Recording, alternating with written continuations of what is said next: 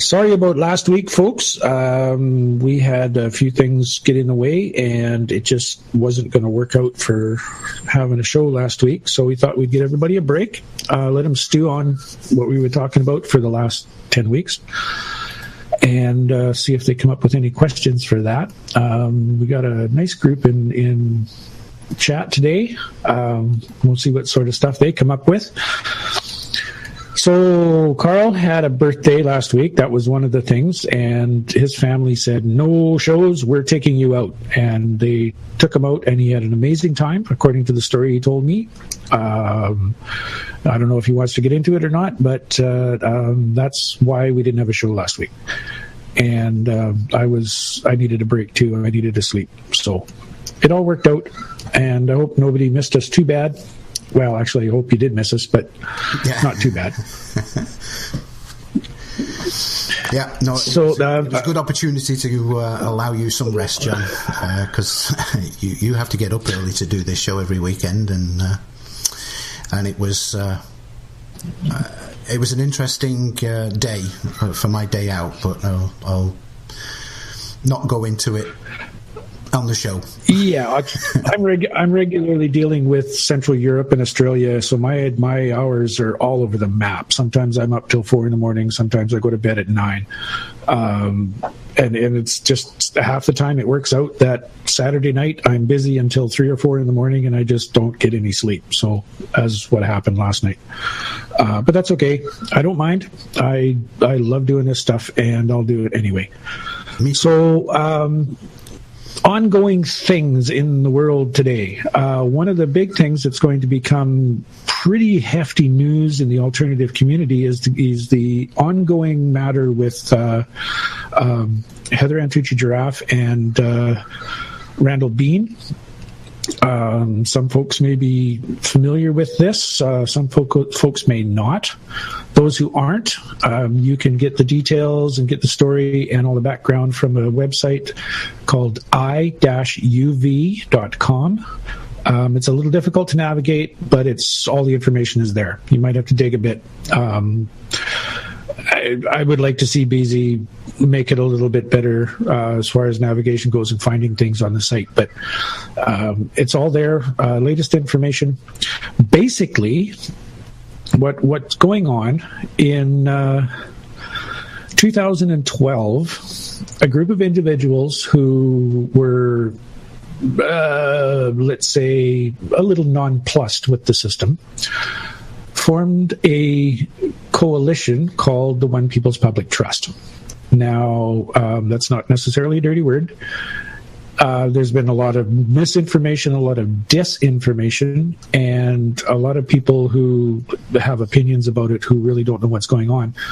But essentially, what the One People's Public Trust did, what their purpose was to secure the creator's assets. The land, the water, the air, the people, everything the people create, because they are a function of the creator. And they did this through a administrative process using the Uniform Commercial Code. For anybody who doesn't know what the UCC is, it's a hell of a ride. But basically, it is a system, a formalized system, or was, I should say, a formalized system of offer and acceptance. And what we've been talking about before, you make an offer, you file it to the UCC, you send copies to the relevant parties, they have an opportunity to rebut or put in their own clauses or adjust or negotiate. And it's an official place where this can happen. And now lots of people say it doesn't do anything, doesn't have any effect. But if you start digging through the UCC filings, you'll find out this is where the U.S. government actually pledged the population of the U.S. as collateral for loans, all kinds of stuff like that.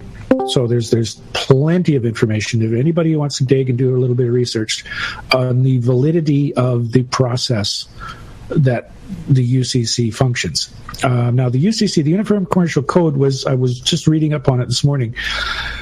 It was designed and implemented in the 50s to facilitate agreements and transactions through merchants, through corporations, so they don't have to go through lawyers all the time.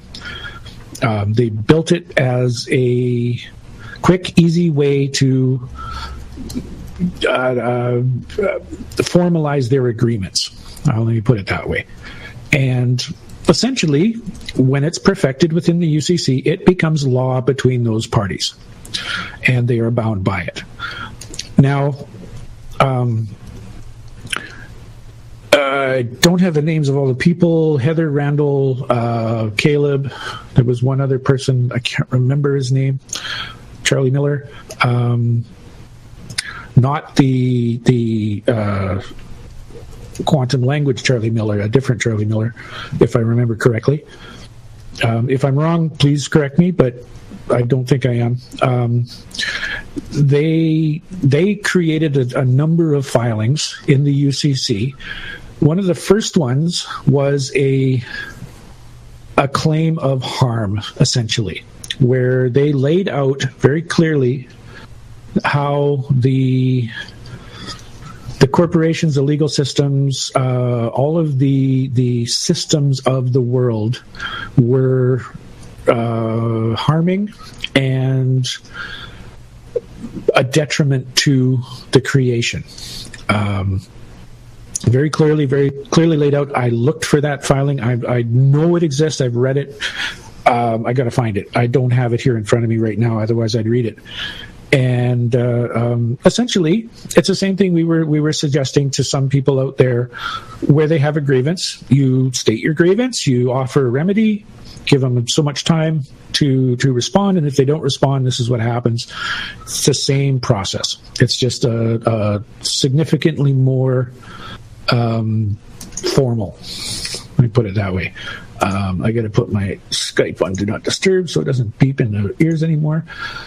And that's essentially what the trustees of the OPP did, is they established their lawful status as trustees, as ones who can speak for this matter, because anybody could speak for this matter. Any of you people could do this if you knew how to do it, because you are part of the creation. You're part of the creator. Whatever you deem that to be, whether that's nature or God or source or the universe, doesn't matter. And they created the documents, claimed the right to do it. Nobody bitched about it, so they were perfected. They now had the right to do this. They made the claim of harm, laid it out very clearly, said, essentially, here's our grievance. This is what we see happening. Tell us why it's wrong. Is it wrong? Tell us why. Nobody bothered to do anything about it. They completely ignored it. And in law, in the UCC, and in their rules, the system's rules, a one who does not deny admits, which is why you need to answer any letter or any documentation you get, because if they make a claim and you don't deny it, you're stuck. Yeah, just in their system. Just to go on that one, John. Go ahead. To clarify a couple of things, I believe that what they did was, in essence, almost the same thing that was done with the papal bulls, where they made the same kind of claim all those centuries ago, and nobody did anything to say no. So that stayed in law and was attached to religion as well. But secondly, as far as the he who admits or doesn't deny admits, that also applies in the case of anything that's sent to you legally, and in the case of an affidavit, usually it's laid out in a bullet numbered type form, and each one of those is a statement or an accusation or something of that like. If you are to respond properly to any kind of affidavit, you must answer each and every one of those number by number, and in so doing you deny but you do it legally. If you don't answer any of those, then it stands in law. And that's right. Exactly what we're talking about here. So, sorry, carry on, John. The UCC is an administrative process. It's not it is a legal process, but it's not the legal process where you go and you have an arbitrator deal with it. This is between two private parties. Basic, simple, really easy. Anybody can do it. Anybody can do the administrative process. And if you do it correctly, you can take all of that paperwork once it's perfected and go to the sheriff and go and seize assets, and like lots of people have done it. I mean, they use it against you all the time. If you don't, you don't pay for your house, they do exactly the same thing. They generate an administrative process. When it's all over, they have the right to come and take you and kick you out of your house. Okay, where was I going to go with this? Where was I at? No one responded to the filings, so they were restated. I don't know if it's a rule or was a rule. I'll get to the was in a little while. But 3 times, you do it 3 times, it's basically done. You can't say you didn't get it 3 times over and over and over again. You object 3 times, it's generally upheld. Like 3 seems to be some magic number. So anyway, they did this, and what came out of that was the right to seize and secure the creator's assets. And I've got the UCC financing statement, which is document number 2012094308, 7 pages, dated and filed 09/04/2012. So this isn't new. This has actually been quite old. It was filed in the Washington, D.C. Recorder of Deeds by IDA Williams, and it's all totally legit, exactly the way it's supposed to be. And I'm just gonna read a snippet of this. Well, it's a little more than a snippet, but it's not in its entirety. So you will, if you want to get all of the details, you'll have to go and read it yourself. The documents are available. You can look up OPPT UCC filings will get you there. Kuala Pele's blog has them in a zip file, all of them. It's like 74 megabytes, all of the filings. So they're available, they're public record. And it says here, wherefore, the undersigned bond servants to the Creator do redeclare and reconfirm, under the penalty of perjury, aligned with the common law under the laws of the Creator, by bond made with full personal responsibility and liability, as one for all and thereby all for one, and do irrevocably duly take, make, bond, insure, guarantee, and secure the Creator's value and assets, inclusive of indefeasible title and ownership thereto, as follows.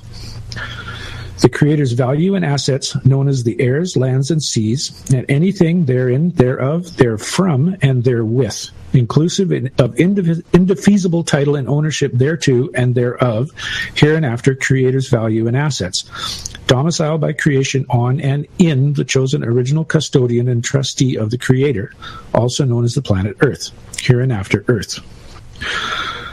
Duly noticed upon creation, never rebutted, duly ratified and relied upon by all beings and the world, regardless of domicile by choice.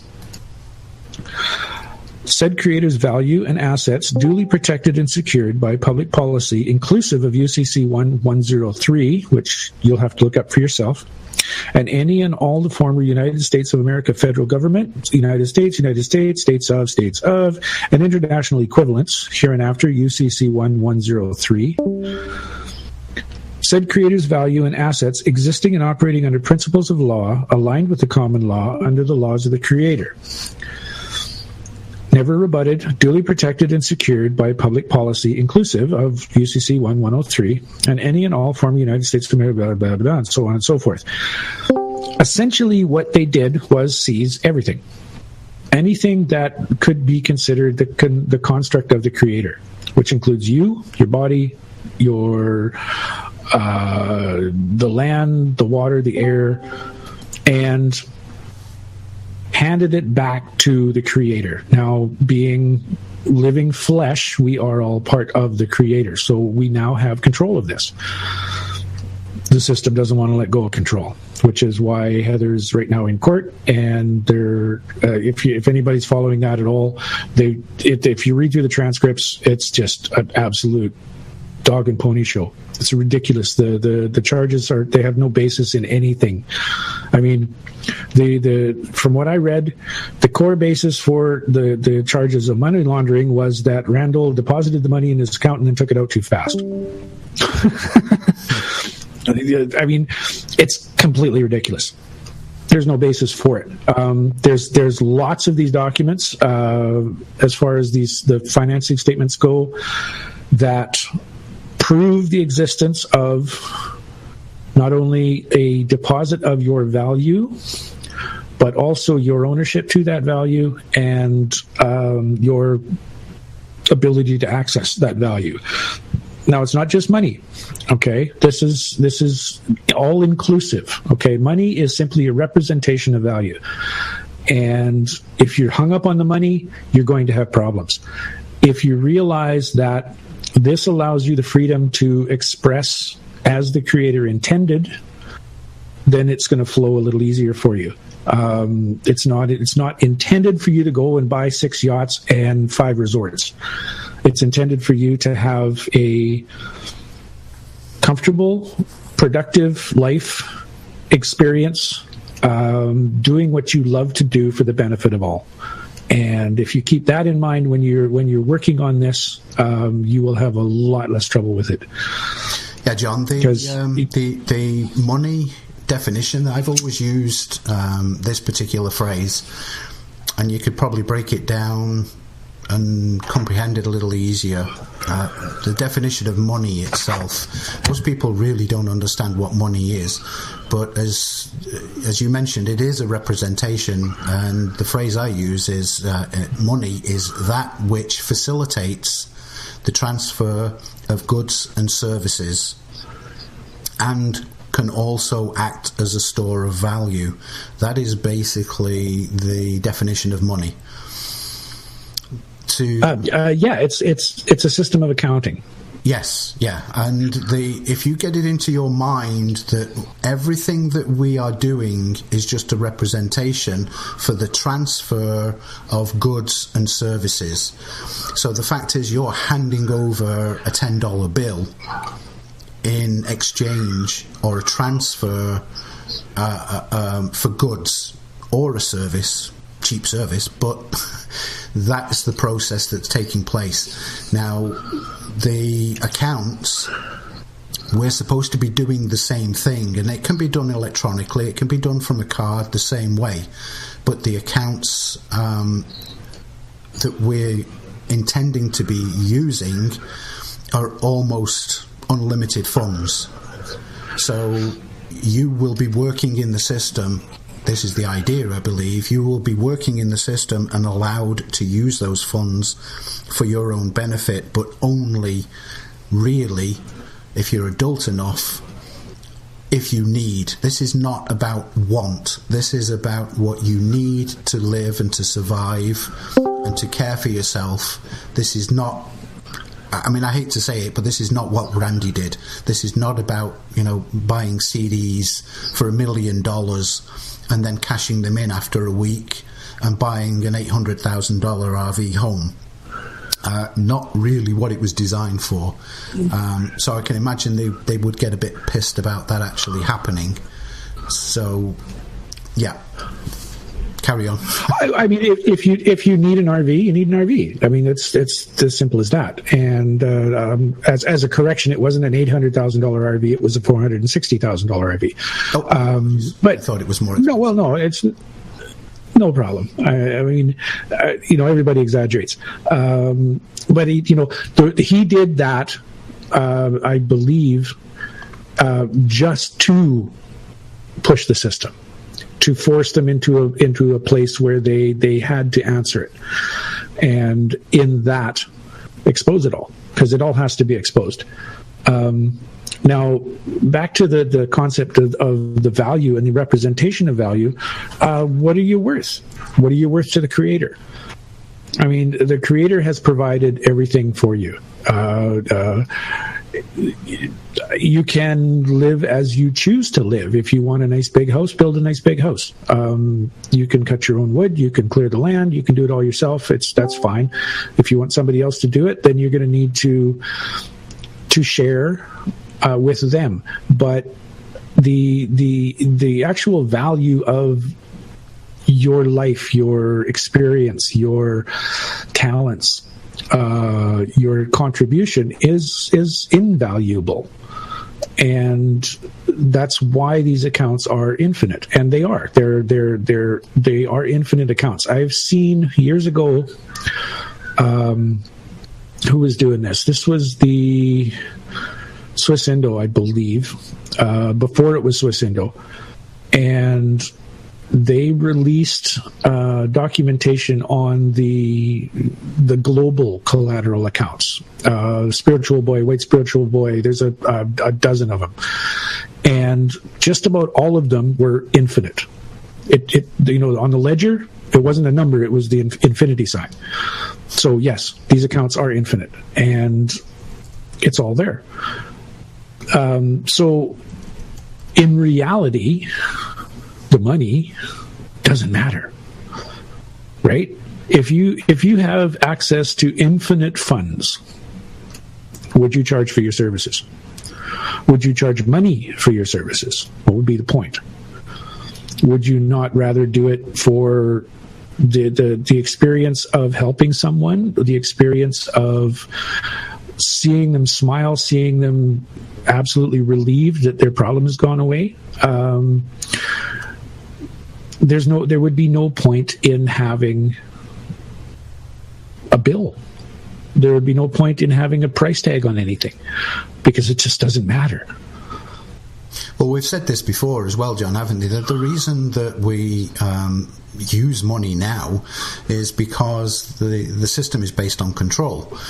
And if you take away that system of control, then there's no requirement for money. There's also no requirement for a job.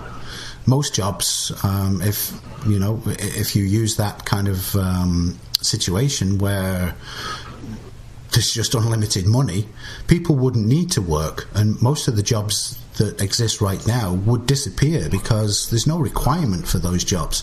They're literally make work related. And as you mentioned, anything else that we end up doing, we do anyway. We do it right now. We help our friends, we help our neighbours. We don't charge a bill for it. The only time that we end up having to do that is because we have to pay bills. Remove that requirement where there's ultimate money just to pay any bills, then you realise, well, we don't even need the bills. Then there's no reason for money. I mean, the argument has come up, who's going to fix the water systems? Who's going to make sure there's electricity? Who's going to make sure there's this? Who's going to drive the trucks? People will do that. I mean, if I knew that if I went down to Colombia and got 50,000 pounds of coffee and brought it back to Trail, and people would be really happy to do that, that would be an awesome trip. I'd love to do it. It'd be fun. But also keep in mind that because of the control system of money, the scientific advancements have been controlled as well. Because you can't build yourself. The labs are $100 million, and whoever's funding that wants a return within 5 years. There's half the time the scientists can't do what they need to do. So if there's unfettered access to the scientific equipment that they require, the advancements are going to go crazy. I mean, we do have replicator technology. It already exists. We do have fuel-less energy systems. They already exist, but they're not allowed to be out because of the control system of money. As soon as that's gone, there's no point in even controlling these things anymore. So you won't need to have a grocery store, because you'll have a little box in your kitchen that you walk up to and you say hamburger and you push a button and you have a hamburger, or whatever. If you want to go somewhere, the technology exists now to be anywhere on this planet in 15 minutes or less. And it doesn't require fuel, and it will never run out. And they're passive systems, they don't break. The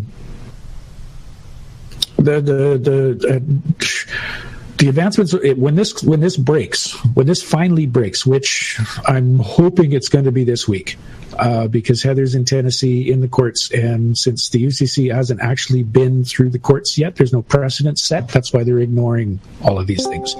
But as soon as the precedent is set, they can't ignore it anymore. And that gives us, the Joe Average, the authority and the power to wave these papers under their nose and go, look, you don't have a choice. Deal with it. At which point the system breaks and we can move on and build a better world. Now, the control system, I can see a benefit to that monetary control system. It stops people from being absolutely crazy. And there will be folks out there who, when they get access, they're going to go buy 9 cars and 4 houses and probably melt their brains with high quality cocaine.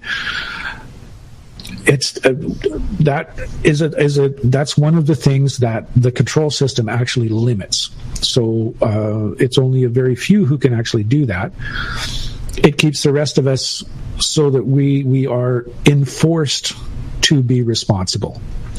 Now we need to take that on ourselves. We need to accept that responsibility, accept the fact that it doesn't matter that I have unlimited funds. I'm not going to live ridiculously. I'm going to have a comfortable life. I'm going to have a comfortable home. It doesn't have to have 450 rooms. All I need is 6, right? I don't need to eat caviar every day, because that's really hard on the sturgeon. And don't let it become a reason to bring a control back. This is my, one of the things I really want to stress with this is, just because you have access to this ridiculous amount of funds, which is going to make funds irrelevant really, really fast, be responsible for it. I mean, if your dog needs to go to the vet, take him to the vet. Awesome. Beautiful. You don't need 400 dogs. If you want to have 6 dogs, then if you have a reason to have 6 dogs and not just because you're crazy, then by all means. I mean, I don't want to say that I want to limit people, but what I do want to say is, please use your head, be responsible, just be comfortable. It's going to take time for manufacturing to change over, because right now manufacturing is based on the bulk being the cheapest that can be made, and that's got to change to the best that can be made, because when money isn't an object anymore, you don't buy garbage from China, you don't buy garbage from India, you buy the best quality you can get. And it's only the people who are, isn't it, John? That's the reason for the economic. Of course, and that's what I mean. When the money system is no longer relevant, it won't be based on profit anymore. The people who will be surviving in the manufacturing sector will be the people who are making the best products, the ones that last the longest, the ones that work the best. And it's going to take some time for that to get around. We need to think about the planet, right? If everybody goes out and buys 9 cars and they drive it a block and run back and go get another one and drive it 2 blocks and then run back and get the first one and drive it 2 blocks, we're just perpetuating the same problems we have now, which is the pollution, the congestion on the roads, the possibility of harm, loss, or damage to others. It's, if you really think about it, it's just completely ridiculous to do something like that. And there will be, trust me, there will be some people that will do that. I'm begging you, please don't. Please, just use your head. Take a breath before you go and you access the accounts and you put $10 million in your bank account and go absolutely crazy. Before you go on a vacation, before you buy anything, take a couple of months and just live. Just don't change anything in your life other than when you need it, you have it. But relax. The system in place, John, has basically made. Well, it's a nanny state, and it's not just in the US or in Canada. It's worldwide. The system, the control system, has created a nanny state where we have to rely on the state itself, and even the insurance industry. It's removed the adulthood and the self-responsibility and the ability for people to exist and survive by themselves or even in small communities.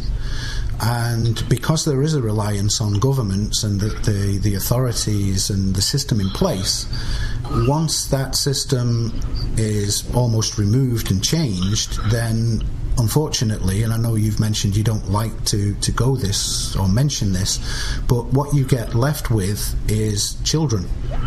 And it's children in a candy store. And actually, I posted a letter some time ago from Winston Shrout, who he sent it to me. He sent me the link to it. And he said, in effect, the same thing, because he is aware that these accounts do exist. He doesn't have a good handle on them, but he's not discounting them completely. But his end thinking was that should this be released to everybody, there are going to be a lot of children with upset stomachs because they just went wild in the candy store. And we have to grow up, and we have to grow up fast. And there are lots of people like ourselves, I believe. I don't want to bang my head on the door as I walk out because I've got a big head, but I would put myself in a position where I feel that I am more of the responsible. I have a comprehension of this, and I will just be using what I need, not what I want. And that is the lesson, I guess, for everybody else out there that suddenly finds themselves with access to these kind of funds, to actually be adult about it and just get what you need. Just what you need. You don't need to go out and grab everything, because the one thing I do hate is these Black Friday videos you see of the people storming the Walmart doors at opening time and everybody punching and grabbing. That is the childish behaviour I'm kind of referring to, and unfortunately it doesn't exist. That's right. It does exist, and it's going to cause some major issues. It's also going to cause a lot of heartbreak, because like the rush on the iPhone 6, where you've got 300 of them in the store and you've got 12,000 people outside and they're beating each other up trying to get one of these things.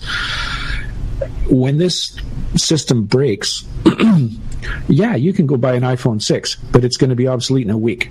And it's going to be a complete waste of time. That's why I say, relax. Just take a step back, breathe, take a break, and decompress from the prison that we've all been stuck in for the last however many hundreds of years. Because everything is going to change. Your toaster is going to change. Your refrigerator is going to change. Everything is going to change. And I would think vastly better than what we have now. So relax, wait for this ridiculous tsunami to go over. I know there's lots of people out there who don't listen to us and who haven't heard this message and who are not going to see the need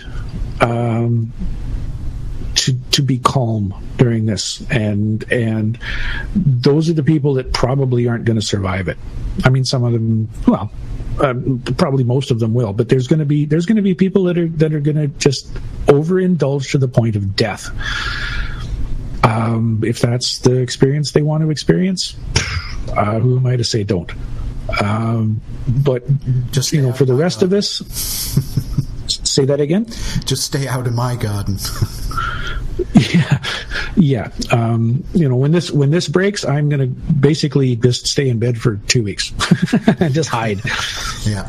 I'm not going out there. I'm not going to get out in the middle of the road where the guys with the Ferraris are racing up and down the streets, because I'm just going to let them kill themselves off. And once that's done, then I can go on and start instructing and teaching and helping people to get past their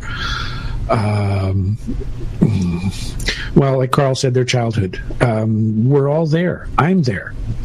I don't put myself outside of that category whatsoever. And I know that when I have a handful of cash in my hand, I start thinking of things like a new microphone and a nice camera and just stuff. And over the last couple of years, it still happens. I still get those thoughts like, wow, I got all this money, I want to go buy something. But I'm learning to just relax, just sit back.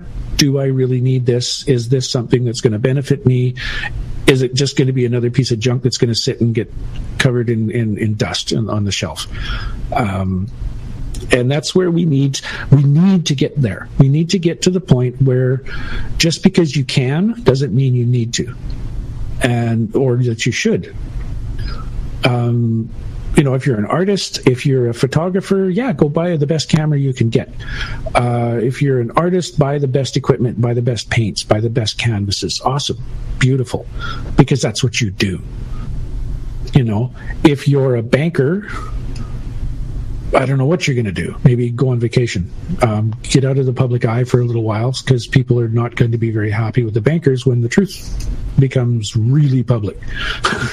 It was getting that way already, but not as far as this the accounts are concerned, but it's basically the establishment and creation of money, and more people are learning that too. So yeah, I agree with you. The bankers are not popular.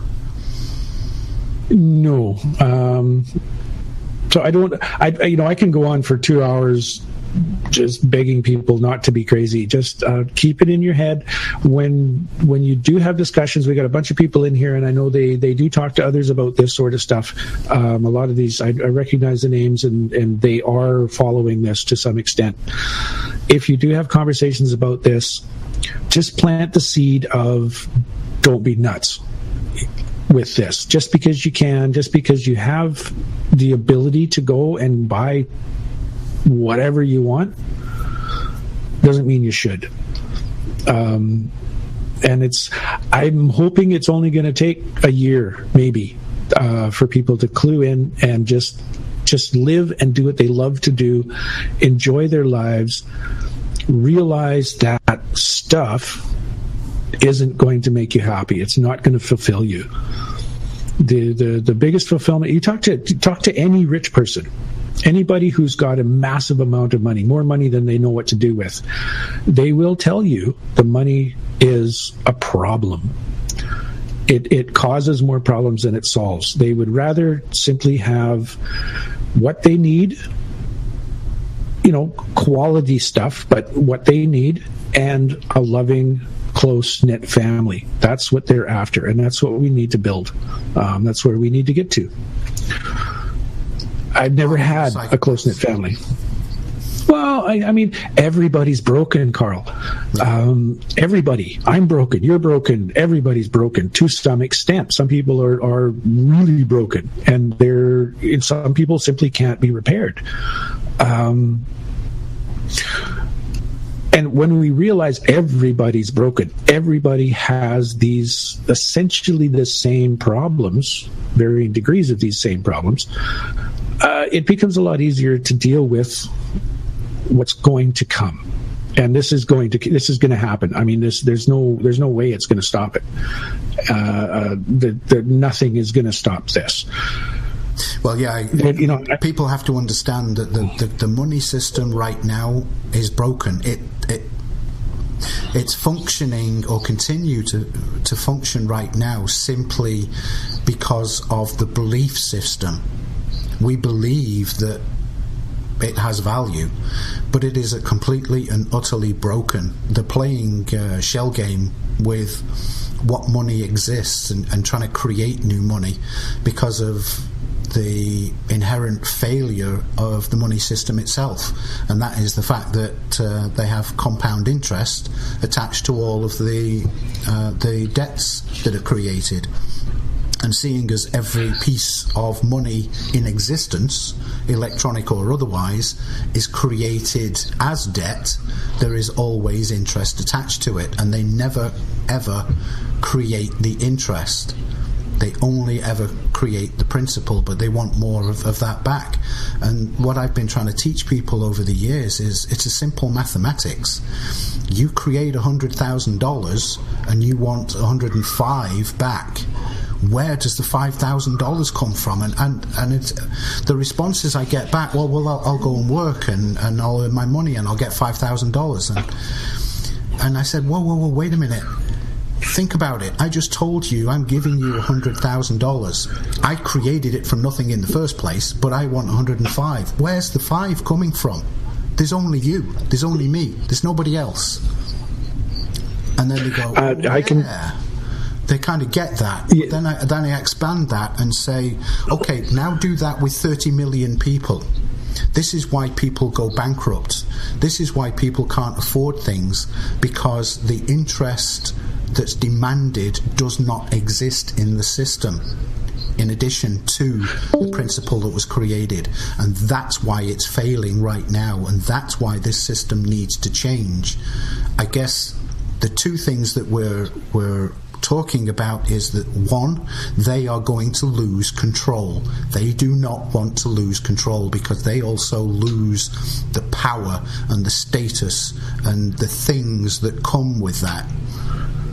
But they're also scared because once people realize that they can get access to this and they lose control, then they could be chaos on the streets, which is also one of the things I believe that they're scared of.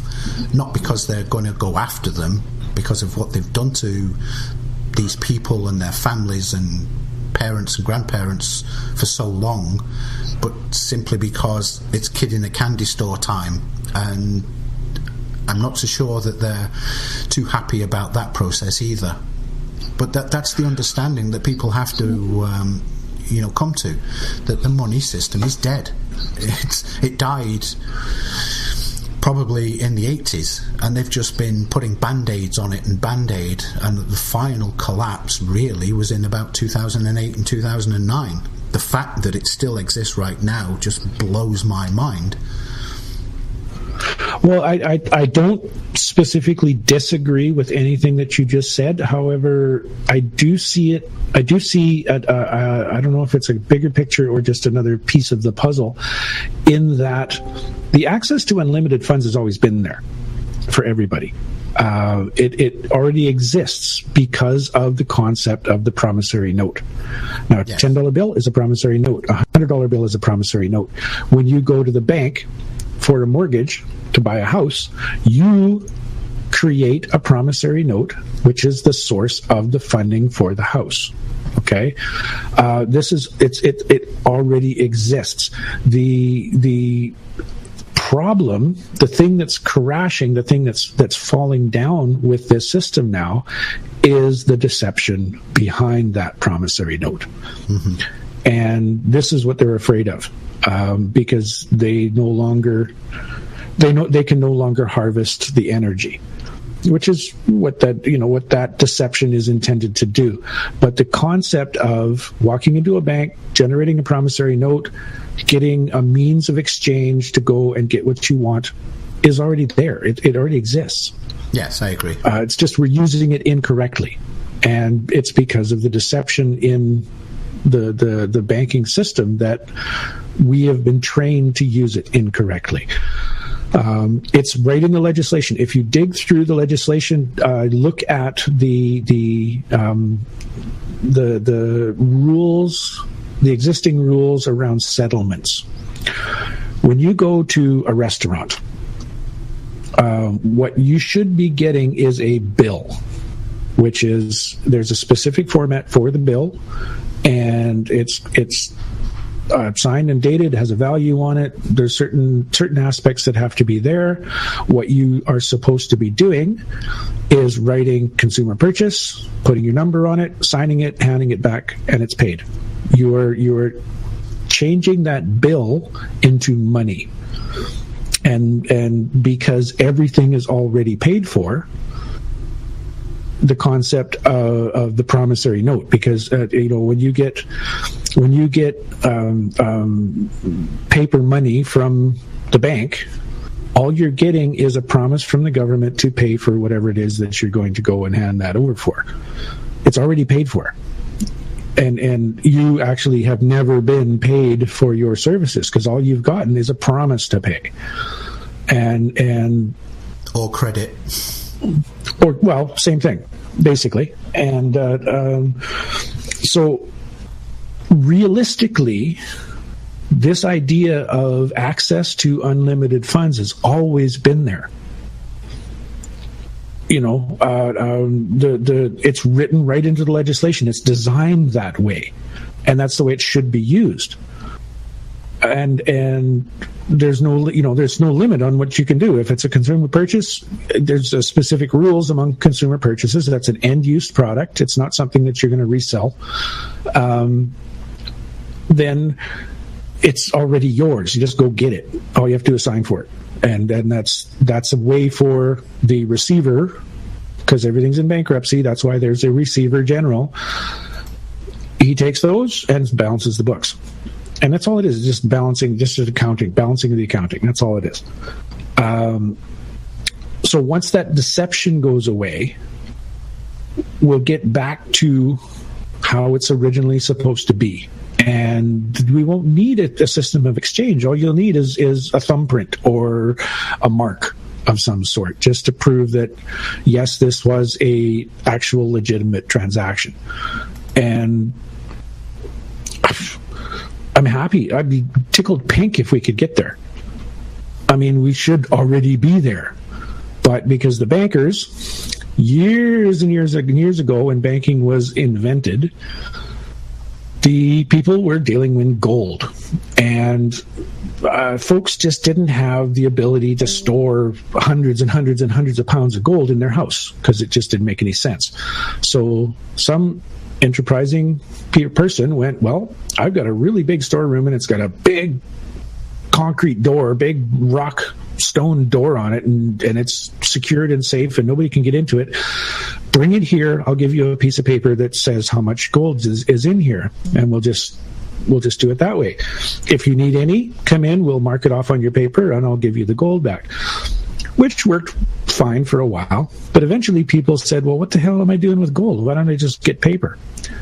At that point, the guys with the vaults went, well, nobody comes and looks in my vault. They don't know how much I have. So I'll just give them paper, right? Who cares? It doesn't bother me. It's not my problem. I got all this gold, and I'm just giving them paper. That's where promissory notes were invented. And at that point, they weren't looking at the value of the creation. They were looking at the value of a block of metal. And I mean, gold's nice, but it's just metal. It has a couple of interesting uses. It's no different than, well, it's easier to obtain than aluminum. It's easier to obtain than silver or steel. Why is it so valuable? It's not like it's rare. There's gold everywhere. There's so much gold in the oceans. If we could figure out how to extract it, it'd be millions and millions of tons. It's everywhere. I mean, you can go just about anywhere on the planet and find gold. That was created as a covetous thing, and it's because people covet it, they gave it an unnatural value, and it became a currency. At one point, salt was a currency. If when people are saying they're worth their weight in salt, that's where that comes from, is that the salt was extremely valuable. There was a point when spices were currency. And during the spice trade, they weren't moving spices to make the food taste better. The spices were medicine. And they were a way of combating a lot of the problems that were occurring during that time. There are places out there still today where a rock with a hole in it is currency. There's places where big, huge boulders are currency, or cattle, currency could be anything because it's just a system of accounting. That's all it is. And what we're doing is we're moving away from a physical accounting into an energetic accounting, which you don't have to account. There's no accounting in the energetic because the energy is infinite. Well, and this is a wonderful... Sorry, John, the thing that I talk about in relation to the energetic, and it applies to anything, because I believe that, humans, the majority of us anyway, are generally giving, and we don't necessarily expect anything in return. And I've spoken of the concepts of exchange and the concepts of value, and the fact that those two concepts to me are what really drives our current society and has created the problems that are associated with our society. Because everything has a value associated with it, and because it has a value, we then expect, because of the way society is, an exchange of that value. So whether we give of our time or labor, or we make something and we give it to somebody, lots of times we'll do that for free because of the way we are. That's what we enjoy doing. We enjoy just giving our time to the people who we love. Or things. Yeah, I mean, with the stuff that I teach, the Kesh technology, the ancient technologies, how to deal with water, all of that sort of stuff, the things that I'll just call it tech support. The only reason I charge for it is because I have to feed the dog and I have to buy food and pay for electricity and internet, because we're not quite there yet. Yeah. But if someone calls me up and says, hey, I got a problem, I really can't pay anything, I am totally broke, they're still going to get it. I'm still going to give it to them. Because I know they're going to benefit, and because they're benefiting, I'm benefiting. Because the less... I don't want to use the word poverty because it's not really the right word, but the less struggle on this planet, the less struggle I have to deal with. Mm-hmm. Well, the one thing that I've finally kind of, the conclusion, let's say, that I came to in relation to that was, if everybody just simply gave, then by default everybody receives. It's as simple as that. And it's not necessary that I receive from the same person that I gave to. It's simply, I gave, they gave to somebody else, and when I find myself in a position of need, somebody will give to me. Because that's what we're all doing to each other. And that's as simple a process as I can make it and think about, even in relation to the money and the exchange of energies and economy. It boils down to that, in my view. Disagree with me, you guys out there, or agree with me, please. Well, that some feedback. That is in a nutshell the foundation of energetic currencies. Mm-hmm. And it doesn't matter who pays you back. It doesn't matter, because it's going to come back. So give it away. Who cares? Lots of times I've helped people on the side of the road, and they pull out their wallet and, you're going to pay you for this. Don't pay me for this. Just pass it on. Next time you see somebody who's in trouble, help them. And the amount of times I got the blank fluoride stare is disturbing.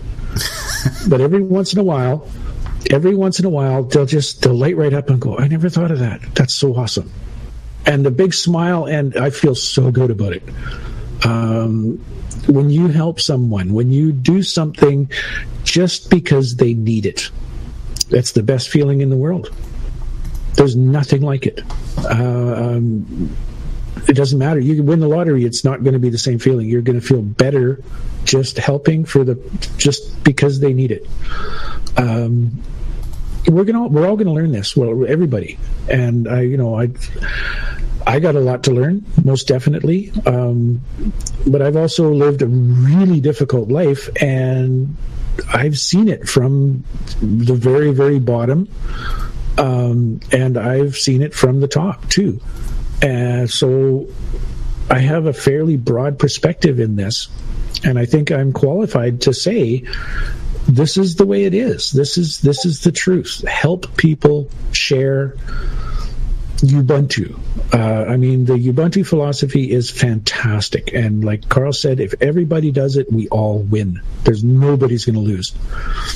Not like it is now. Not like only the rich survive. Only the rich get what they need, and the people who, for whatever reason, can't produce have to lose. We don't need to live like that. Everybody can have a decent life. Everybody can have what they require and express how they want to. How many talented people do you know who could do absolutely phenomenally amazing things if they simply had the opportunity to do so? Whether it's knitting, whether it's art, whether it's music, science, it doesn't matter. We're very soon going to have that opportunity to just express our talents, our abilities, without having to concern ourselves with a day-to-day life. If you want to learn how to be a painter, learn how to be a painter. Look at what Jim Carrey's doing. He started out as a comedian actor and got disillusioned with that, got fairly disillusioned with the entire entertainment industry, and learned how to paint. And now he's doing some amazing paintings. And his, learning a lot about life just from stepping back, doing what he loves to do, and realizing the difference. It makes such a difference in your life when you can see the contrast, when you have the ability to live both sides of this. Because if you're stuck in one side, you're just not going to see the other. You're not going to know what it is. You may intuitively comprehend the difference, but until you live it, you don't know it. And that's what we're coming up on. We're going to be given the opportunity to live it, which is going to be awesome. I'm tired of talking about this stuff. Like I said, I can go on for another hour, but I don't think you guys want to listen to me for another hour. So anybody out there, Jane, I know you always got an opinion. I'd love to hear it. No, I'm just listening. I have no opinion yet. I was wondering, though, thanks for the update on, your thoughts, I guess, regarding Heather and Randy and the RV. But yeah, I don't really know what to say about all of this. It would be nice, though, if we could get to a place where we were exchanging our energy for services and necessities, etc., rather than being in the prison system of currency. Yeah, which I believe this is what's going on this week with Heather down in Tennessee. And once the precedent is set, once it has gone through the official channels, for lack of a better term, then it can't be denied anymore. Right now, a lot of people just go, I've never heard of this, I'm not dealing with this, you don't know anything about this, go away. But when you can actually hold up their authority's decision that says, look, this has got to happen, it takes away a lot of their power to say no. And that's basically what's going on right now in Tennessee with Heather. And I'm hoping to get an update soon. Don't know if it's going to happen right away, but it's not gonna fall down. I tell you that much. I think our big concern, John, is that what's happening in Tennessee is they've started a legal process against both Randy and Heather. My and probably your concern is that they are going to find some way to dismiss the charges and not proceed, because if they want to continue with what it is that they're doing, what's going to happen is they're going to reveal the system. They're going to reveal the fact that these accounts exist, for the simple reason that they, as you stated, they're coming up with bullshit arguments, and one that you didn't mention that I spoke of earlier was the simple fact that one of the charges relates to fraud by trying to obtain funds from accounts that don't, fictional accounts I think was the term they use, accounts that don't exist. Well, how come he managed to get $1 million from an account that doesn't exist?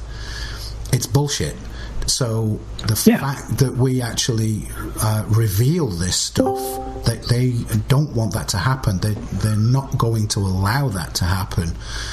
So how do we force that? How do we get it into the public if they suddenly say, well, sorry, no, you're released? Then there are questions as why they were arrested, why these charges were filed. I'm not so sure that they've officially been charged yet, but anyway, and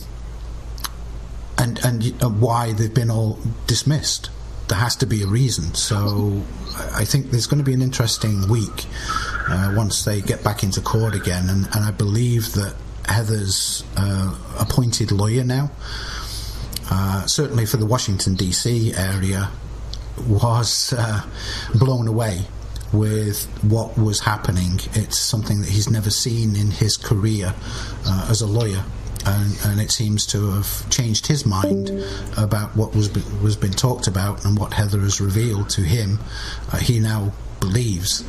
Now, whether that's going to expand because the same process is going to occur down in the courtrooms in Tennessee, I don't think it's going to be the same lawyer, because I don't know that he's licensed to practice in Tennessee. I think it has to be a Tennessee lawyer, so that whole process might start again. But I'm looking forward to some big revelations, and I hope that they really do try and force the issue, and the bucket gets kicked over and the contents get revealed. Well, I think most of the people listening and those who listen to the archive could probably realize I've been following the legal stuff for a very long time. And years and years and years ago, when I first got started on this, it was really hard for these guys, I'll call them Team Contrast, just to be nice. It was really hard for Team Contrast to do anything that revealed any of the deception. It was such a well-made system that they could get away with just about anything.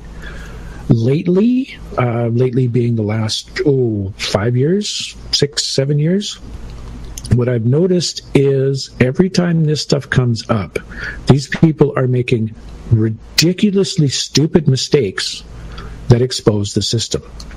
Whether they're doing it consciously, unconsciously, because the system is inherently flawed and there is no saving it, or some part of them doesn't want to play anymore. I don't know. Yeah, but I agree with you on that one. Exactly. I mean, anybody who's been following this can see the same thing. And what that lady did in D.C., on the surface, if you didn't realize, or if you didn't know, at least have an inkling of the background of what's going on, even people who were totally immured in the system looked at what that woman did, and like, what are you doing? You can't do this. This is ridiculous. She exposed so much in that couple of hours, and every time this comes up, more is exposed. It seems to me that they are being driven for some reason. I don't think it's conscious. Well, and I'm sure in some cases it is conscious, but I think in a lot of cases it's unconscious activity that shows they're just tired. They don't want to play anymore. They know somewhere deep down inside them that this is not right, and they are, what's the word? Shooting themselves in the foot, basically. They are hijacking or subverting their own system. And they're making ridiculous mistakes. They're making exposures that 15, 20 years ago they would never have done before. And it's bringing all of this stuff out. If, like you say, Carl, if they find some technicality to call a mistrial, or this is, it's dismissed, but you don't win, we'll just do it again. And we'll have someone else go and buy a CD and buy a motorhome, and they'll get charged, and it'll all start again, and more information is going to come out. But I don't think that's going to happen. I got a feeling that this is enough. That Heather has a plan. That it's done. She is supremely confident. If you listen to BZ's recordings, you can hear it in her voice. She is supremely confident that this is over. Yeah. All it has to be is finalized. Yeah. And like I said, once the precedent is set, it's set for everybody, and there's no going back. Yeah. Then it's just a case of how it gets rolled out, which is the next question. Because right now it really is only referring to the US.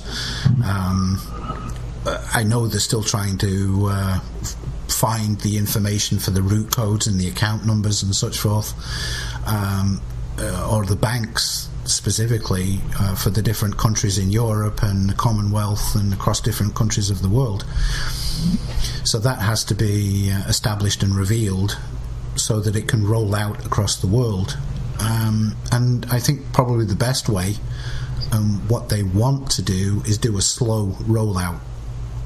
So the people like ourselves who have been kind of on the edge of this for many, many years, and of course Heather and Randy and those that are literally knee-deep in this right now, will technically be the first ones to take advantage of what's going to be rolled out.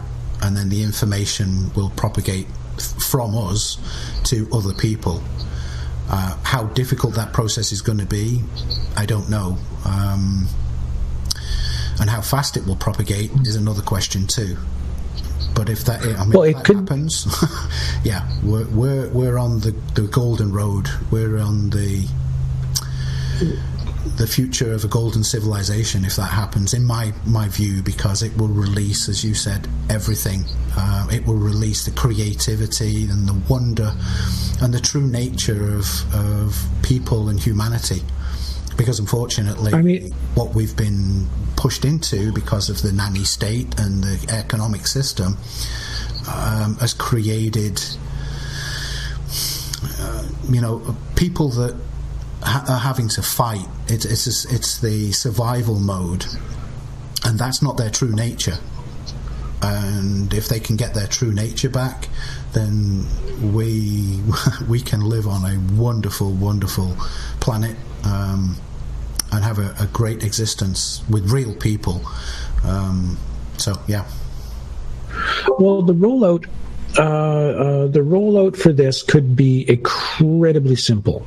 In reality, the individual doesn't have to do anything. It's already in place. It's already there. All that has to happen is well, no, there is no process. There's no file. There's nothing to file. There's no paperwork to do. All that has to happen is the banks convert all of the personal accounts to pass-through accounts. That's it. It's done. Yeah. Okay. Yeah. Because everybody's the numbers are already associated with the bank account. There's a couple of people that I know who have bank accounts that aren't associated with a social insurance number in Canada anyway, and they're called tin cup accounts. Those people would have to go in and give them the number, or change their account. But it's just a flag in the computer. It's changed from a personal deposit or a personal checking account to a pass-through account. That's it. It's done. You got the card already. You just go to the store and you just buy it. Yeah. Well, I'm one of those people, so. Yeah. I noticed Mia wanted to pipe in there, so can we bring Mia in, or are you? Certainly. Okay. Certainly. Hey, sorry guys, I was just moving about. Hi, good afternoon. Okay. Hello. How you doing? Hello. Is the audio okay? Whoa. Oh, I'm sorry. The audio's clearly too loud. Shall I whisper? Yeah, you need. It's just I'm hearing myself come back 3 seconds later. Do I need to do anything, John? No, I just need to shut up and listen to your question. Okay. Well, I'm kind of assuming and presuming that you've both read the factualized trust document. Mm-hmm. So just a query then.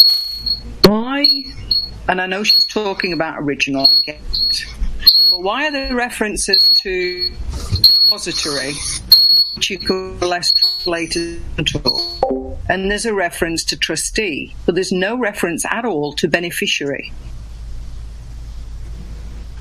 This is thinking about the traditional trust relationship format. Yeah, the beneficiary is the creator. The creator. From what I understand. By association, everybody else. Okay. Right. Okay. Well, I'll mull that up. Continue to listen and. All right, now more feedback. That was crazy. Yeah. Yeah, speakers and microphones in close proximity don't work out very well. That's true. Guys. Yes, Jane. Okay, the one thing I have a hard time getting around with all of this is if we were truly free, i.e., the money system was to get changed over, that we're talking about, what happens to the control grid? I mean, the elites that have been controlling humanity. I mean, how do we get out of there? How do we escape that? They simply lose control. They become no different than we are. Yeah, that's their concern, because I think they have a feeling that because information is going to be revealed about what has occurred for so long, I'm pretty sure that they are scared to death, because they know, I'm sure they know that there are going to be people out there who will seek them out in revenge and retribution for what they have allowed to occur or have been actively involved in maintaining. So I know I've seen a lot of posts about the forgiveness, that we have to forgive these people. And I guess we do, to be higher beings. It's not for us to judge them. They were born into a position. They took an advantage. Some of them have probably actively participated in bringing this change about. So the retribution side of things could be dangerous too, because you could actually be attacking somebody who was your greatest ally in the upper levels of power, and you might not even know that. How would you know the difference? Isn't it a shame that it took all this to make us... because there's the lesson here, and I guess sometimes every one of us needs a 2x4 upside the head. I mean, every single one of us has something that we got to get smacked really hard before we're going to get it. Yeah. Now, think about what purpose does retribution have? What is it? What problem does it solve? I mean, does it correct the issue? Does it reverse the what went before? No, it doesn't do anything. All it is revenge. It's a manufactured system of control. It's a way for someone to say, "I'm better than you are. You're scum. Go away." That's that war mind. It is the war mind. It's the do unto others before they undo you concept, and it doesn't solve anything. We have the problem that we do. Well, in a lot of cases, yeah, an eye for an eye winds up everybody's blind. And the excuse is, we live in a world of duality, and that's true too.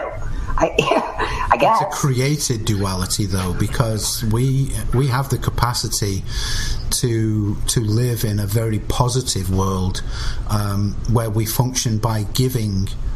As I mentioned before, we give to everybody and anybody that we meet in a loving, positive fashion for the benefit of the others. I mean, John mentioned it before. He helps people on the side of the road. He helps other people for tech support and things like that. Yes, okay, there are times when he needs some money, but the majority of us do that every single day.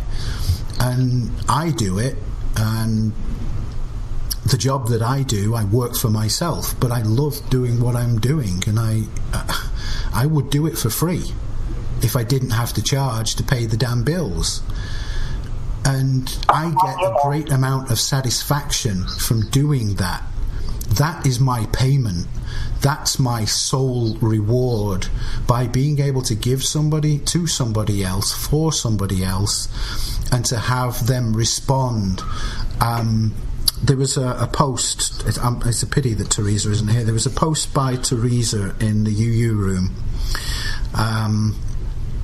and she basically was thanking Danny, Lisa, John and myself and anybody else that gave of our time and of our knowledge and of our energy to be able to propagate to you guys what we know. And she was so thankful and wanted to thank us. That is my reward. That should be our reward, because what she wrote, the way it was written and the force of energy behind it was my soul payment. That's the way that we can live on this planet. We just have to change. We just have to change. Yeah, I'd like to step back into the retribution concept, because this is a big one, and this is a hard one for a lot of people. Now,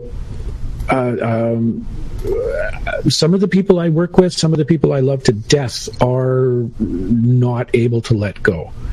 And that's okay. I'm not going to fault them for it, because that's how they were raised. That's how they grew up. That's where they're at right now. But consider this. If you're doing something to someone else and it's kind of hidden, it's in the background, and you don't really want them to know about it, because if they did, they'd freak. Are you going to do everything possible to keep that hidden? Okay? If you knew in your heart, in your soul, that if you walked up to this person and go, look, I'm sorry, I've been screwing you for 20 years, I'm going to stop.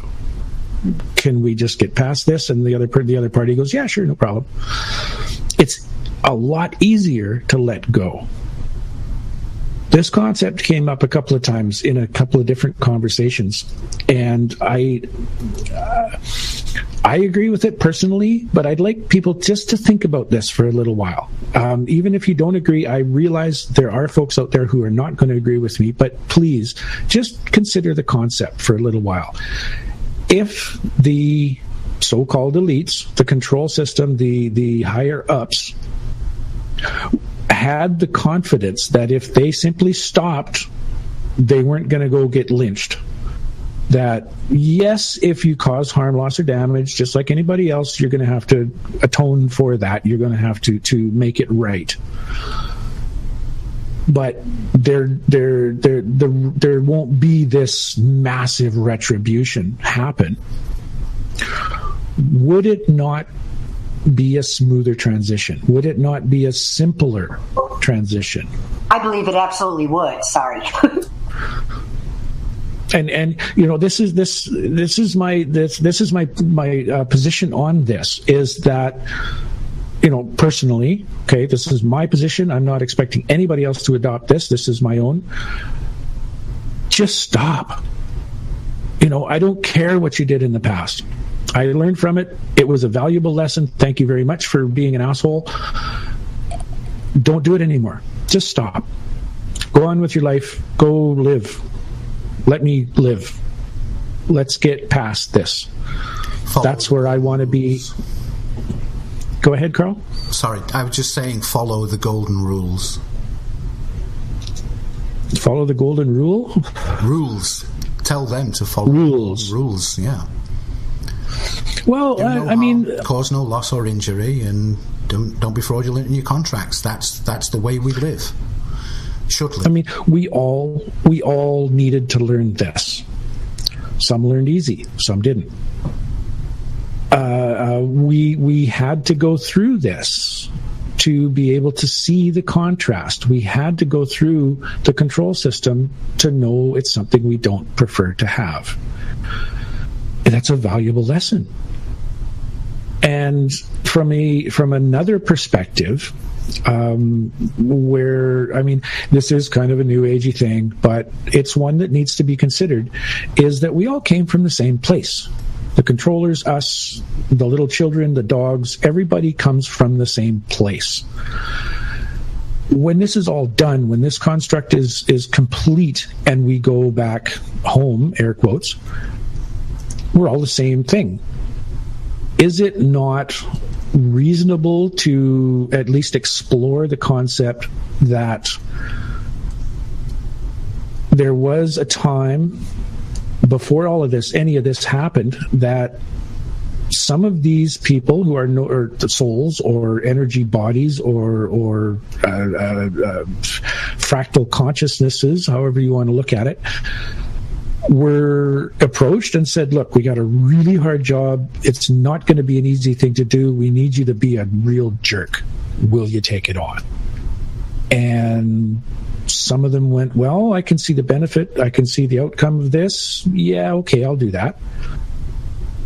So it's just a play, right? Or from that perspective, it's a video game, and these beings just happen to be playing, the bad guys. There's video games out there where you can, I'm thinking of Left 4 Dead 2, where you can play the zombie and be the bad guy. Does that make you a bad guy? Does that mean that when the game is over, you are responsible for what you did in the game? these concepts, these perspectives, they need to be looked at. Whether they're accurate, whether they're truthful, I don't know. I can't say, because we're not on the other side yet. We don't have that contrast to look back.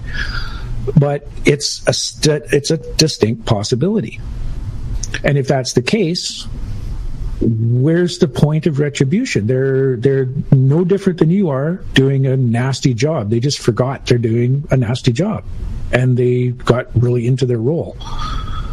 So, really you know, they got really good at it, yes. So, you know, this is partly where my perspective comes in, saying, just stop, just let's just end this play, let's make a new play, let's write a new script. Let's have fun doing this. Let's all work together and enjoy and benefit everyone. And learn what it is to be absolutely free, absolutely responsible for yourself, and absolutely responsible to your communities. Where what you do, regardless of what it is for your community, is for the people around you, not for selfish purposes. What would that feel like? What would that be like? I would love to live there.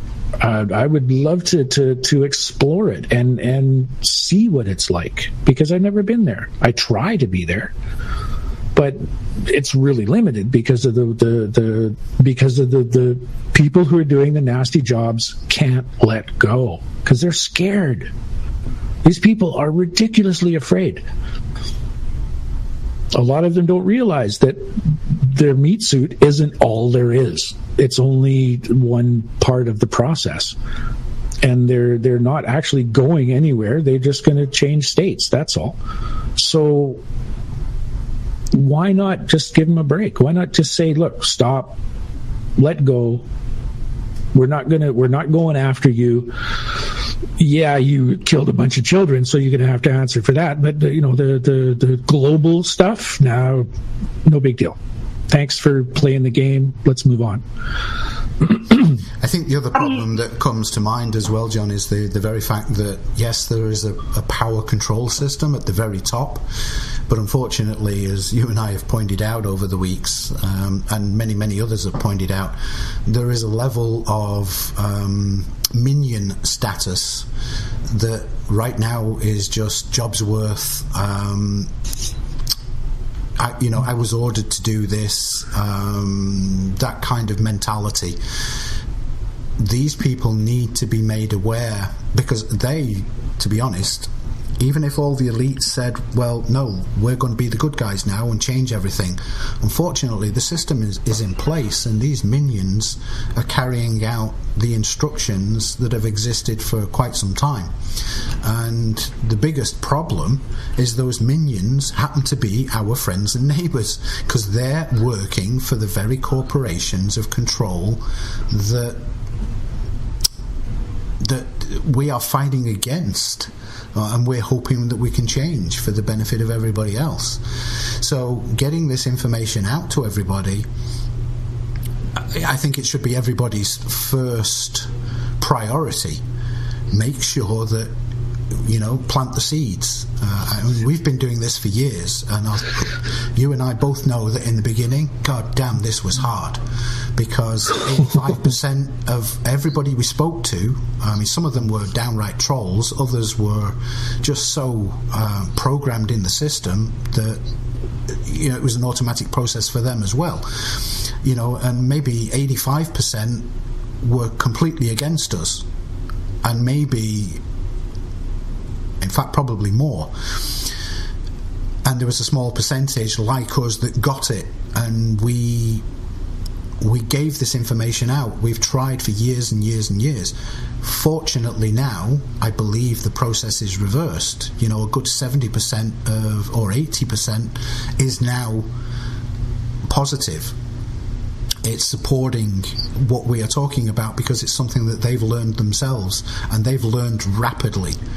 There are people that we know who woke up within the last 6 months, who have assimilated so much information about what we took 5 years to assimilate and to dig and discover.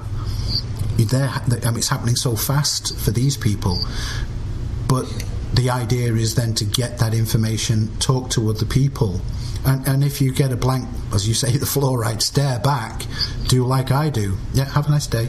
Yeah. Don't beat your head against the wall, for sure. Yeah. Jane asked in the chat, how will they share this information with the world? I have no idea. Probably the way we're doing it right now, and by example. I mean, when John, I do have access.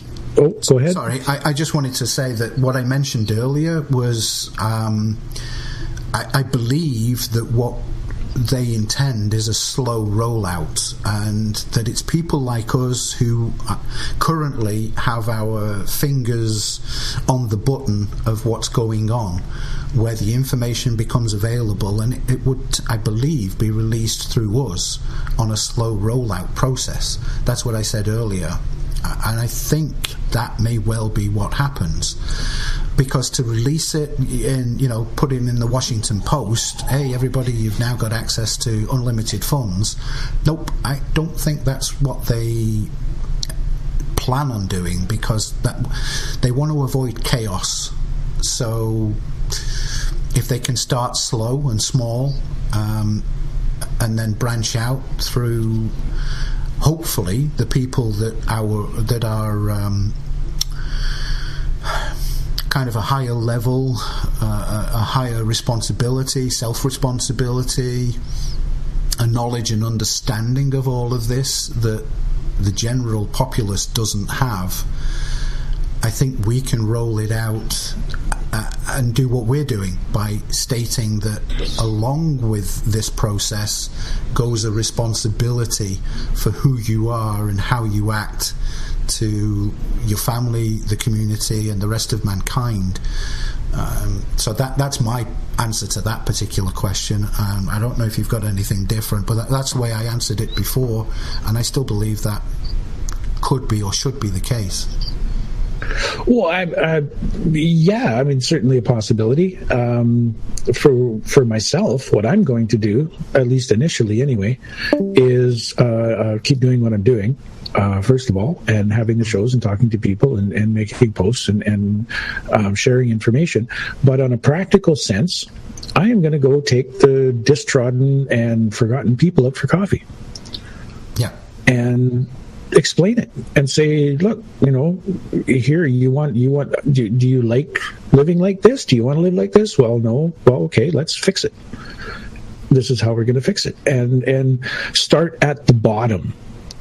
Because, Joe Average, who's got a mortgage and he drives truck, or he works in a factory, they got time. They've got, room to breathe. The people who are living on the street, who don't see a way out, who don't have the faculties for whatever reason, whether it's genetic or chemically induced, to grasp this on their own, they need a helping hand. They need someone to lead them through some of this stuff and to give them a heads up. Your problems are over, but don't go nuts.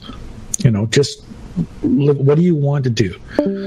And I want to be an artist. Well, what kind of artist? Well, I want to be a sculptor. Okay, well, let's set you up, and we'll set them up to be an artist.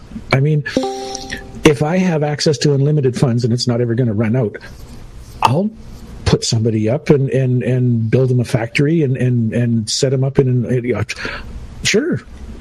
And then once that's done, once the pressure is off, then I'll go, hey, look, you got access to this too. Here's your numbers. Here's your bank card. You don't need me anymore. You can do it all yourself. But take the lowest common people out there and raise them up first. That's I think where we really need to concentrate on this. And when Joe Average, 1 week he's walking down the street and he just realizes, wait a minute, there's usually 40 homeless people on the street and there's nobody here. Where'd they go? They're going to start asking questions. They're going to start wondering what's going on. And then they meet the guy who they saw, excuse me, begging for the last 2 years. And he's got, decent clothes on, and he's got a little stand on the side of the street, and he's selling this amazing artwork.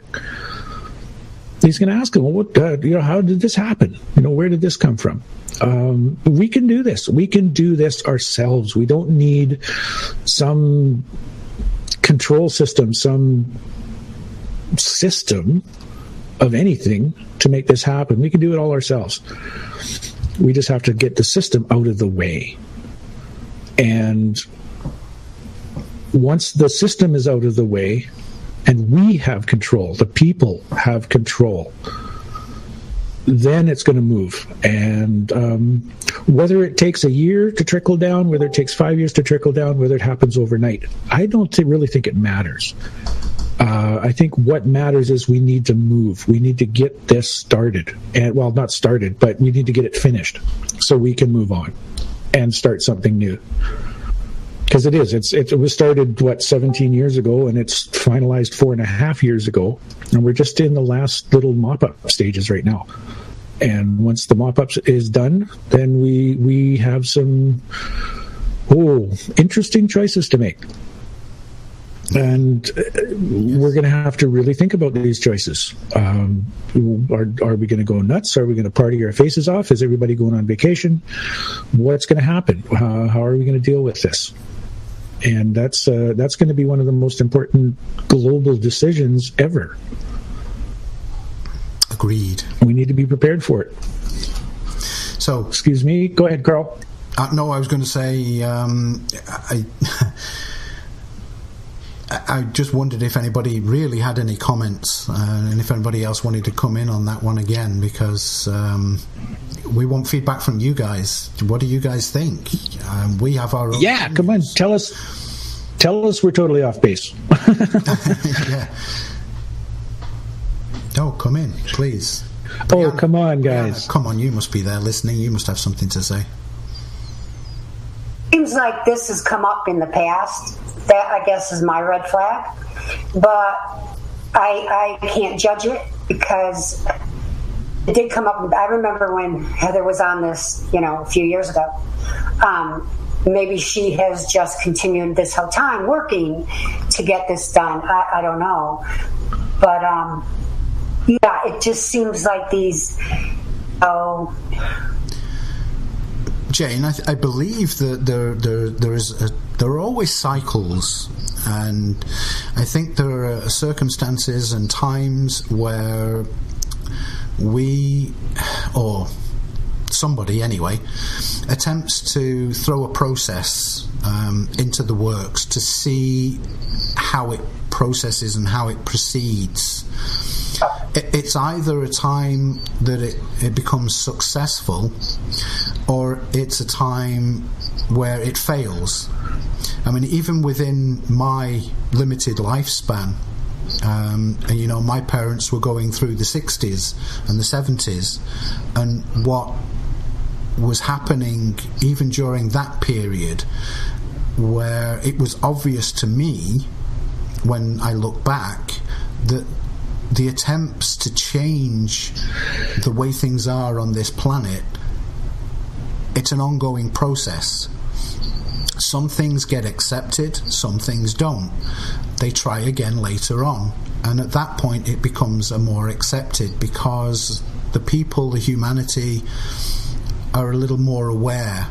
And the internet nowadays has been such a tool for this whole awakening process and this informative and knowledge gathering process, that now is about the right time for everything, because the more people that are able to access this information, the better. And I think the end result, because everybody has quick access to this, is that there is an ever-increasing awakening. So now is the time. Yes, this has occurred before, and it wasn't enough then. Now, I think it might just be. It may be part of a series of things that are unfolding, as well. Yes. They're coming, that are to be exposed, and, I mean, I really feel like it's all coming apart. It's all coming apart because it's all going to come together. If that makes any sense. Well, there's also the concept of you got to pick the right time to mash the gas pedal to the floor.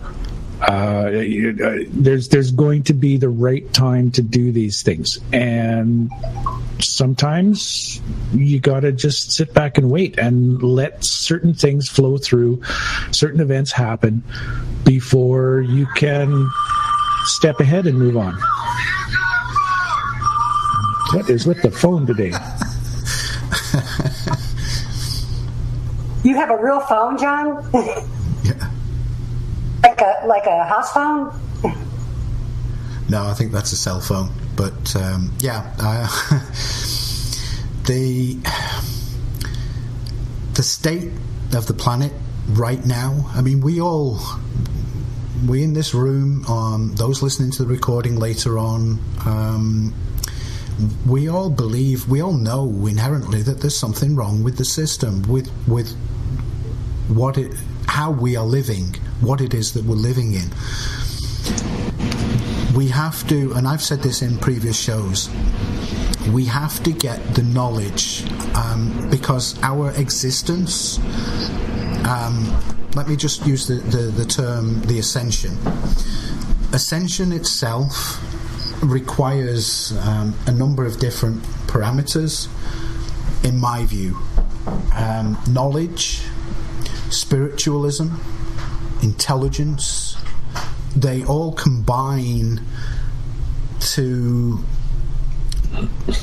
give us the ascension that we're currently going through. And if we don't have those, then how is it that we are going to become a better being? So the learning that we're doing right now, the understanding of what it is that we're living in and what's been happening to us, they're all part of that spiritual and intellectual and knowledge gathering process, which will bring us to a higher state. And we within this group and lots of other groups like ours are going through this process, that in being able to do this is also giving us greater knowledge and understanding of the control system, and in the process is taking the fear away. Because the programs that exist, whether you want to call this a construct or real life, whatever it is, the programs exist to scare the pants off us. And actually, I know John didn't refer to it, but it was posted earlier on in the quotes from law professors, and there was just a little section that I wanted to point out. Where are we now? Oh crap! Where is it? Yeah, this PDF is it was posted for everybody up farther up on the chat. It's got some very interesting information in it. Yeah, there's some really, really good quotes, but the section that I wanted to, and I can't find it now, damn, it was only right in the beginning.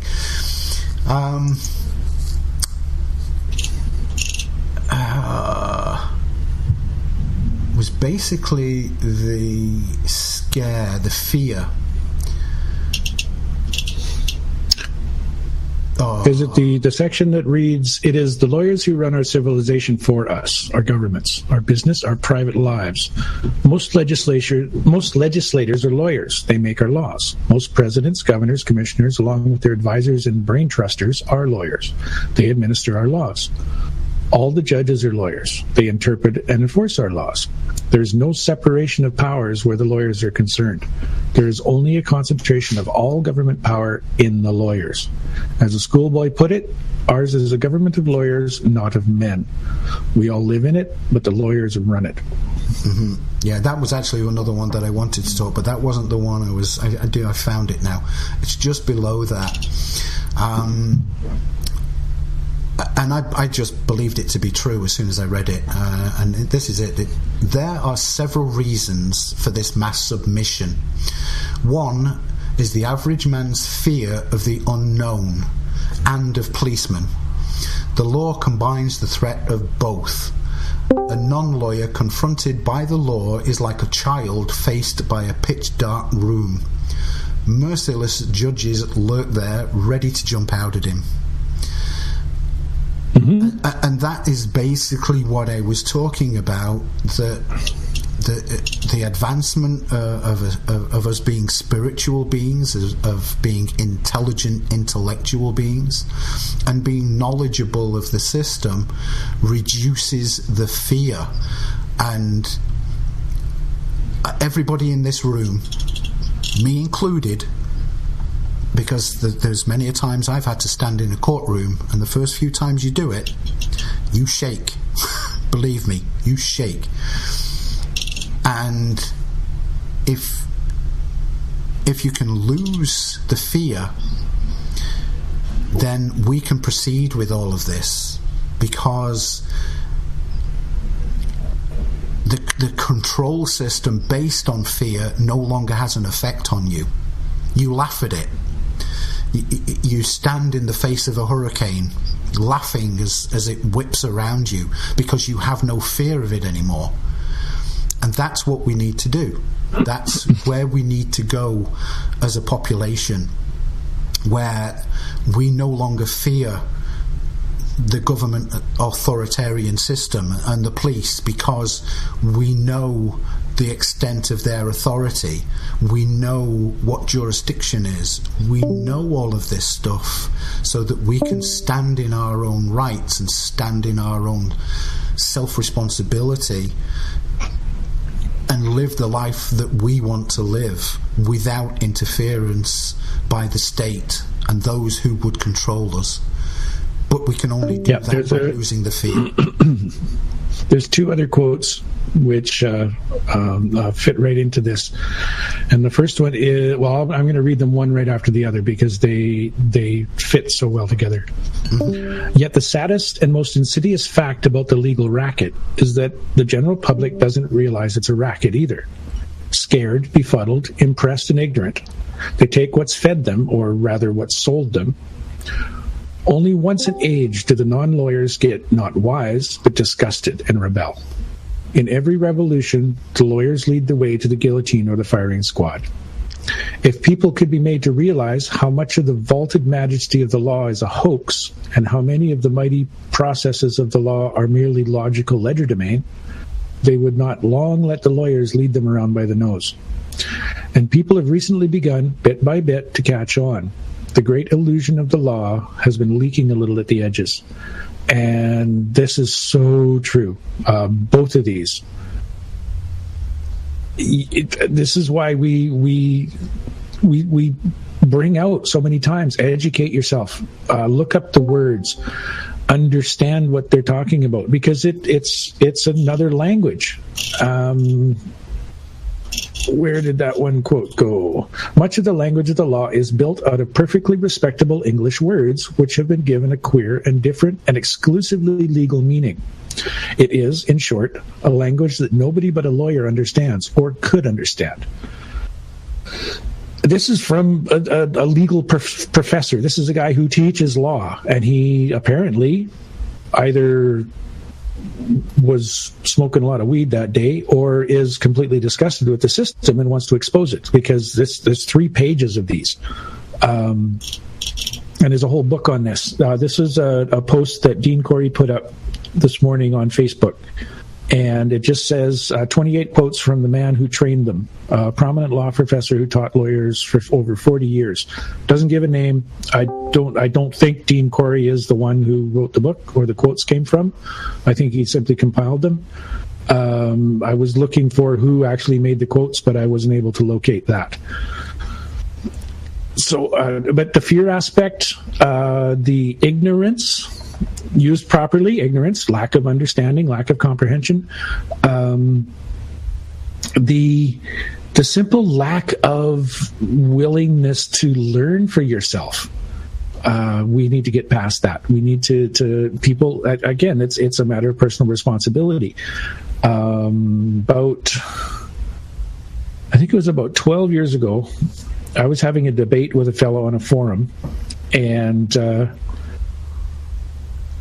it was a very specific debate. I'm not going to get into the details of it, of the debate itself, but one of my arguments hinged on a certain piece of legislation. And I posted the piece of legislation, word for word, right out of the book, and I asked him, will you read this and tell me what you interpret it to mean? And the response I got back was, I don't need to read it. I pay people to do that for me. And I fell off my chair. I couldn't believe that this actually happened, that this person simply refused to think for himself. He says, I don't need to think for myself. I pay people to do that for me. And this is a large aspect of this personal responsibility thing that we need to get over. I needed to get over it.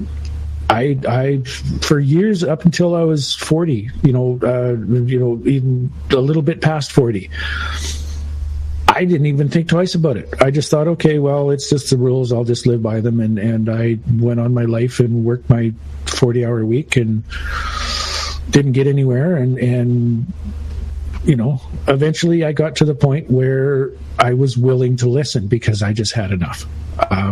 Something wasn't right. There's how did Morpheus put it? A splinter in my brain. And I had to address it. I had to look at it. I had to find it. And our job, your jobs, everybody that listens to this, everybody that's doing this research, your job is to poke that splinter and get people to ask questions. Get people to realize the only way they're going to get answers is to do it themselves. Go get the information yourself. And, certainly discuss it. Don't assume that anybody that's talking to you is actually telling you exactly what the truth is, because your truth is going to be different than their truth. All you're getting is a perspective. There are no gurus. I'm not a guru. I am a talking head, and I come on the radio, come on the internet once a week and give my opinion. If you don't appreciate it, if you don't like my opinion, that's fine. You don't have to. But I want you to consider it. I want you to look at it from your perspective and see where the parallels are, see if it helps you and opens your eyes a little bit, because we all need that. Everybody does. Sorry? Boy, that went off on a tangent. No, not at all. And I was kind of just in a blank there where to follow up, because we both agree. Sorry. But we both agree in many ways in what we speak of. That's why we do the show. Well, I mean, your perspective, Carl. Well, sorry, go on, John. Your perspective, Carl, is really unique because it's from the inside. It's from the control system point of view. Now, you weren't completely immersed in it. You didn't completely drink the Kool-Aid, but you were there. Yeah.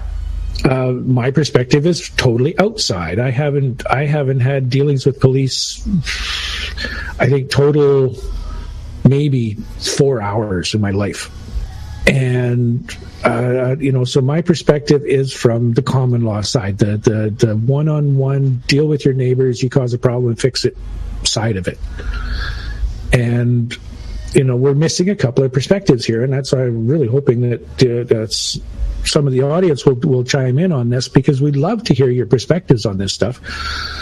If you've had dealings, if you've seen it from a side that most people don't see it from, definitely come out, tell us your story, because it's always going to benefit everybody that listens to it. The more perspectives one can obtain, the broader a picture they can paint of the situation. I mean, you can't see the theme of the tapestry when you're looking at the threads of the tapestry. You need to step back. You need a bigger picture. And that's what we really hope to do here, is to get people to start sharing and bringing out the bigger picture, or at least their piece of the bigger picture, so that we all can benefit from it. And that's the whole purpose of sharing. That's why we do it. Well, I think as well, it's also making people realize that there is in fact a bigger picture, because most don't even realize that. They're living with blinkers on, and their life is the daily drudgery, and most of them really don't like it, I don't think anyway, but they have no concept of the greater picture that exists and the interconnectedness of everything that's going on in relation to money, in relation to economics, in relation to laws, in relation to wars, and how they get started and so on, and how our mindset as a population is directed. In the early days, they had small newspapers and they had books, and then they just had people that would be going from society to society to give information based on whatever mindset that they had on the day. Now we have the internet, where any meme can propagate throughout the world within minutes. And the fear control system that is in place is now being turned up full steam, because there's so much fear being propagated, and so many different stories that involve fear, that I see them, but I don't fear them anymore. I know, I see people, I talk to people that do listen to these things, and they're scared to death. Most of them think there's going to be World War III and that Korea's going to lob a nuke over into New York.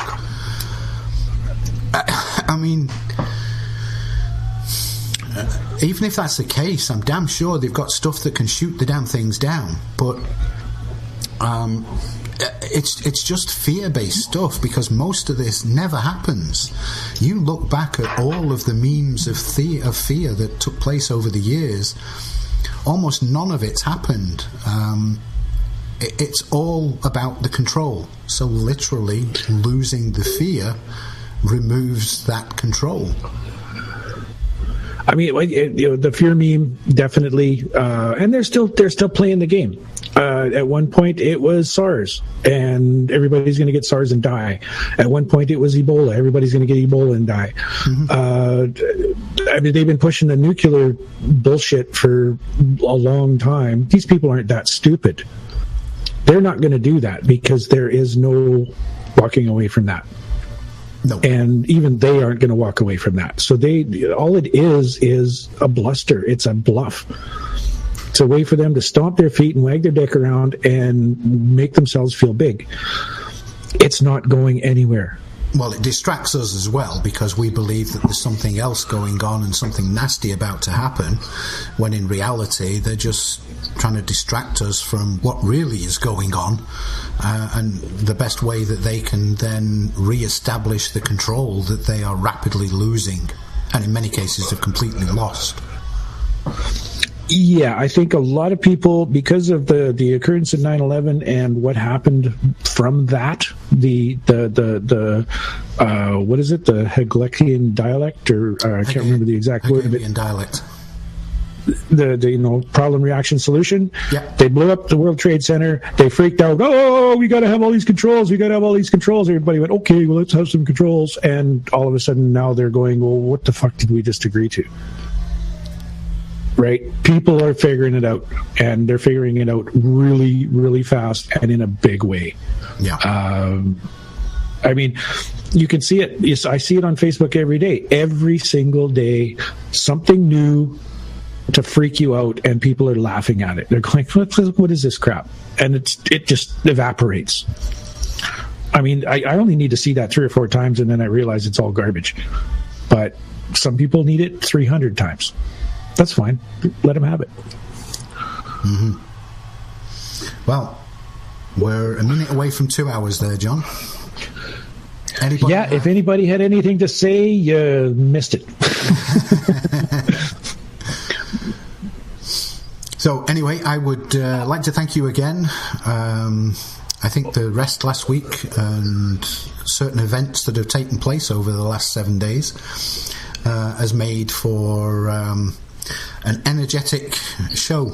And I always appreciate your time, John, and the fact that you're producing and archiving this show for us. I thank everybody, you guys who come in to listen to us live, and everybody else that listens to us in the recordings. Please pass the information around, get more of you to become involved in these shows, because we feed from you.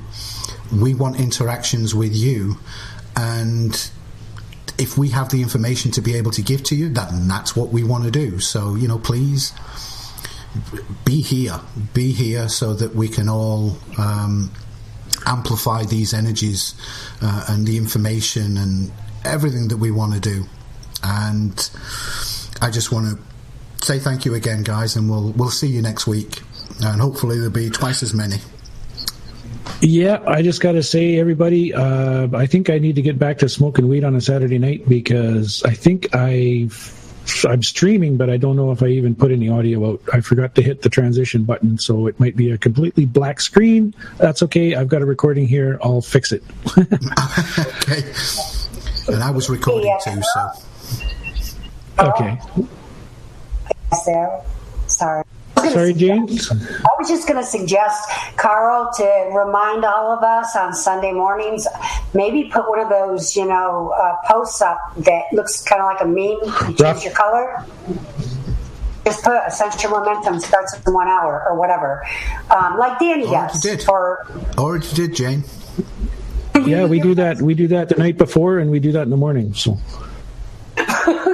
I need to pay attention. It's Sunday morning in your time zone, unless it's a Monday or a Saturday, depending upon what part of the universe you're in. And it's always the same time.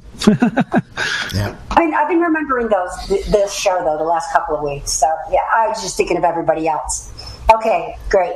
Yeah, thanks, guys. Yeah, thanks, Jane. Well, I generally put the stuff up in the Discord servers that are attached to RTS and here, but I also put it in the UU group. Just the way Facebook's going right now, I don't think anybody's seeing half the stuff that's getting posted. So, but anyway, thank you guys for joining, and thank you again, John. I really appreciate co-hosting the show with you.